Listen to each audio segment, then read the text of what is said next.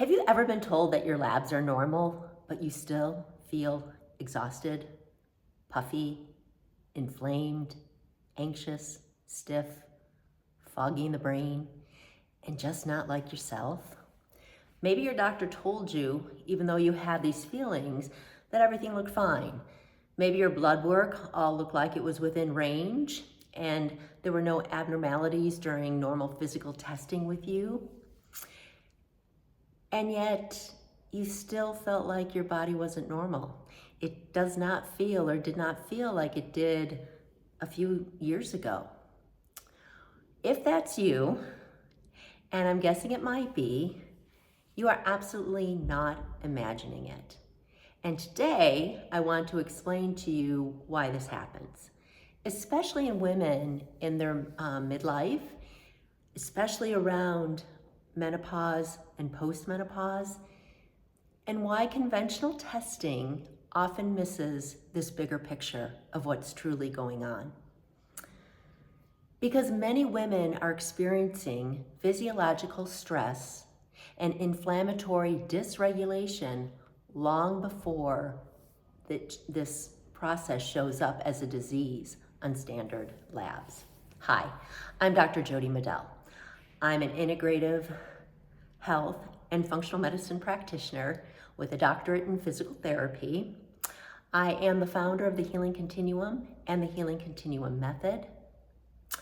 And I really enjoy working mostly with women around my age, anywhere from 40 to 70, who are going through menopause, postmenopause, midlife changes in the system, and really having bodies that don't feel normal anymore and having a difficult time responding to what currently is in the current system. On this channel, we talk about that intersection between physiology, structure, and the nervous system. Because healing is never just one system. It's that interconnection. It's where they all come together that healing, vitality actually resides. So that's really what we do a deep dive into. All right, so one point I really want to get across is that normal does not mean optimal. One of the biggest misunderstandings we have in healthcare today is that if you're normal, i.e. your blood labs look normal, your basic testing, your vitals look normal, that's automatically equated with healthy, right? But normal lab ranges are often based on statistical averages across a large population. All right, statistical averages across a large population. And who makes up that population? That population is made up of stressed, inflamed, sedentary, sleep-deprived, metabolically unhealthy, and over-medicated people. So, normal does not mean optimal.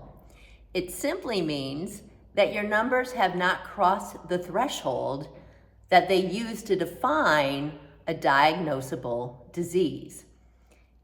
And that's a very large gray area, right? So this gray area of normal, which like I said, encompasses the average of this population that isn't necessarily healthy, is huge. And so unless you are crossing out of that gray area into, again, the threshold of a diagnosable disease, you're considered healthy.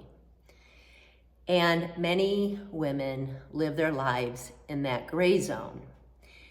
So that doesn't mean that they're being optimized. That doesn't mean that they're healthy. They just are not beyond the range to create a diagnosable disease. So why is it that it hits women in midlife? As women move into perimenopause and menopause, the body simply becomes less resilient to cumulative stress. So the hormonal shift that occurs affects inflammation, blood sugar regulation, recovery from exertion, sleep, muscle maintenance, mitochondrial function, and nervous system regulation. And if the body's already been compensating for years through chronic stress, over and under training, over and under eating, poor sleep, emotional overload, or unresolved nervous system dysregulation, menopause often becomes that tipping point where that change happens, where the body can no longer compensate the same way it used to. And that's why it feels like all of a sudden everything just stops working and the body doesn't feel normal. Underneath all this, there's hidden inflammation. And inflammation isn't always obvious. Many times we equate inflammation as having swollen joints, obvious joint pain, body pain, autoimmune disease.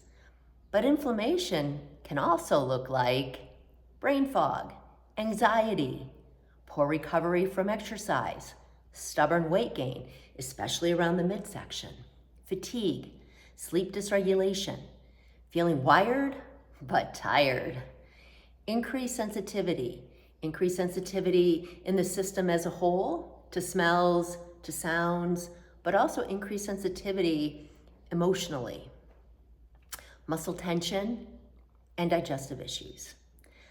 The body is constantly adapting to stress, but eventually those adaptations start showing up as symptoms. And this is also where the nervous system becomes incredibly important. Many women are living in a chronic, low-grade survival physiology without even realizing it. You know, this was huge for me. I grew up having a very high sympathetic nervous system response due to the way I was raised. And so my body is used to having this high tone, this high being on all the time. And that feels normal in my physiology. And it wasn't until it stopped working for me to be on all the time that I realized how very important it is to tune into your nervous system, especially if you're in sympathetic nervous system dominance. And many women live there. Even at a low level, they live there. So when women are living in this chronic, low-grade survival physiology and not even realizing it, they are constantly pushing, performing, caregiving, overfunctioning, overthinking, overriding the body signals to say enough is enough, mind over mattering, multitasking. And the nervous system does not look at this as being healthy. In fact, the nervous system looks at this as, wow, life is unsafe. When this happens, the body needs to prioritize survival over healing. So that ends up affecting hormones, digestion, recovery, inflammation, immune function, sleep, pain perception. And this is one of the reasons healing really has to be more upstream versus downstream. Last week in the video, I spoke about what the difference was between upstream regulation and downstream regulation. And basically, upstream regulation in a nutshell is doing the deep dive and finding the core issues and working from a core deep level of function to find out what the root cause is. Whereas downstream regulation is basically putting a Band-Aid on what's left. What's presenting, what are the symptoms, let's work at the symptom level. And that doesn't really work.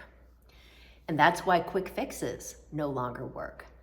So sometimes taking supplements, doing specific diets, taking medications, and following a specific exercise program that did work sometimes stops working.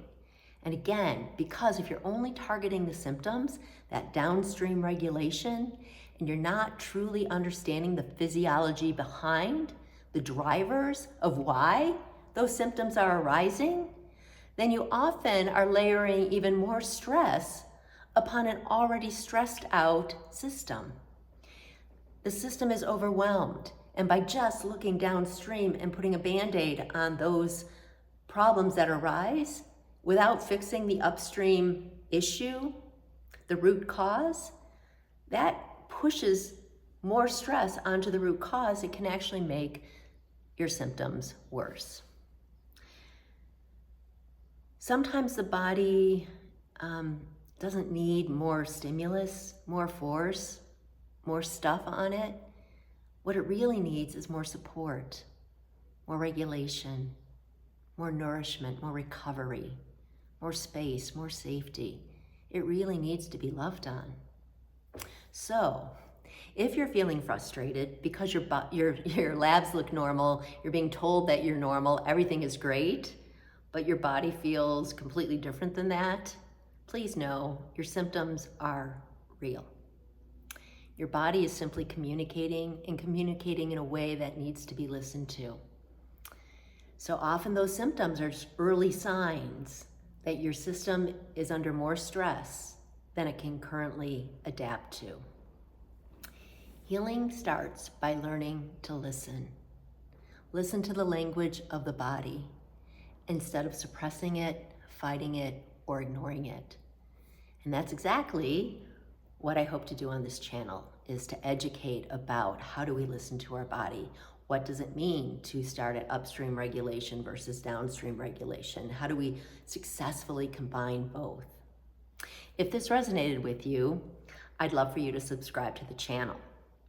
I'll be releasing new videos every week with the focus on, again, midlife, aging, menopause, postmenopause, aging athletes, but that intersection between physiology, structure, and the nervous system.